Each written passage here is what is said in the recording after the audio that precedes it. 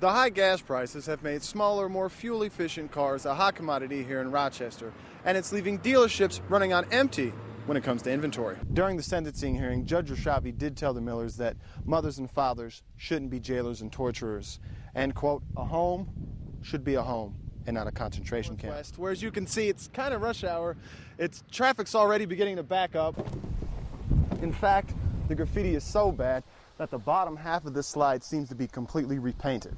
Now, it's along this stretch of Highway 52 here near 160th Street going towards Cannon Falls that officials say they originally started getting phone calls about Michael Andrus' reckless driving.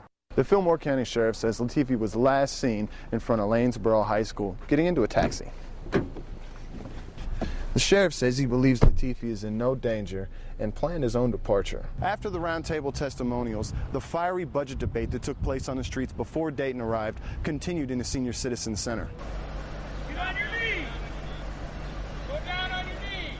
You're watching Rochester police arrest Jaime Rodriguez in front of his girlfriend's home on Marion Road after a standoff that began sometime Tuesday morning. Rodriguez allegedly kidnapped an acquaintance with his girlfriend, Marissa. She reported that she was assaulted, punched and hit around the face and torso several times. The couple allegedly demanded money to let the woman go. While retrieving the money, the woman got away. As they exited the motor vehicle, she fled to a nearby residence where she called law enforcement. That call led to a standoff at Marissa's home, for which the couple refused to come out, even though Marissa's 2 children were in the home. I called them, they were just there chilling at their house.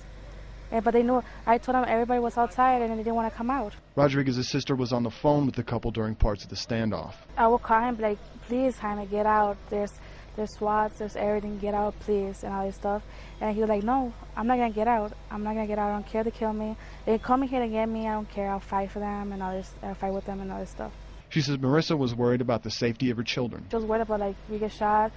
Who am I going to leave the kids with? Can you come for them? I can't go down there. I'm like, I can't go down there. They won't let me. They were like, come for the kids and I'll go out. The couple eventually gave themselves up to Rochester police. Rodriguez's sister says this is not her brother's first run-in with the law. But he just got out of jail and he's going back in. In Rochester, I'm Andrew Knaus, Fox 47 News.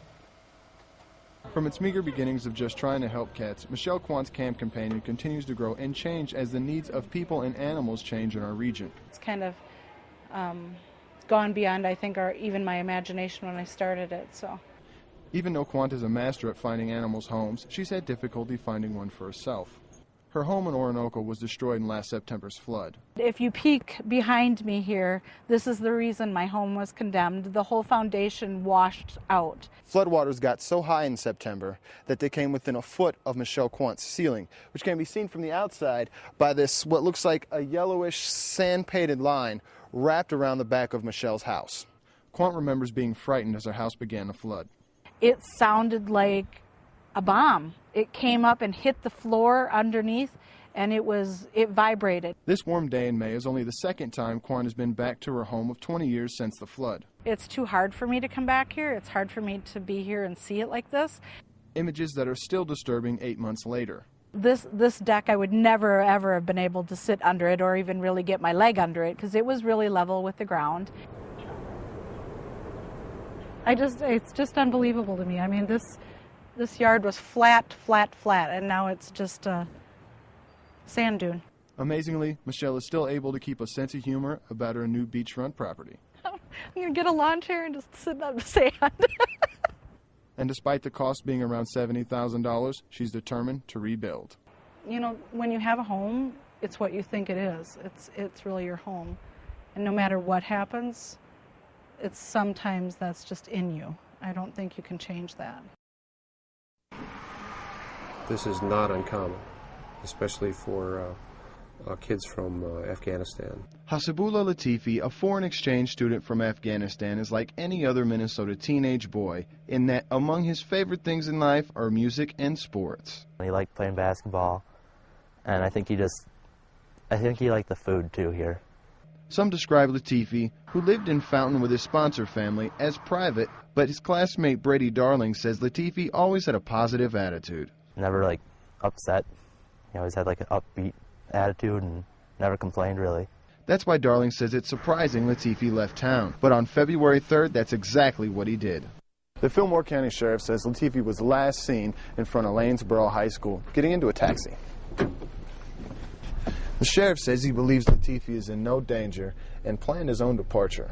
There's some other things that he did that gave it the appearance that it was pretty well organized. He just didn't come up with this idea. But why would Latifi leave Fountain, Minnesota? Was he in some kind of trouble? The sheriff says it's as simple as not wanting to go back to Afghanistan. Without getting into detail, I don't think he left a wonderful situation to come here. And where would an Afghan teenage boy go with no family for support?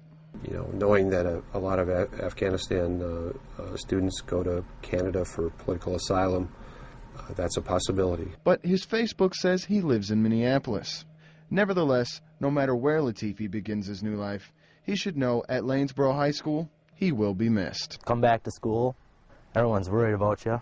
In Lanesboro, I'm Andrew Knaus, KTTC News Center.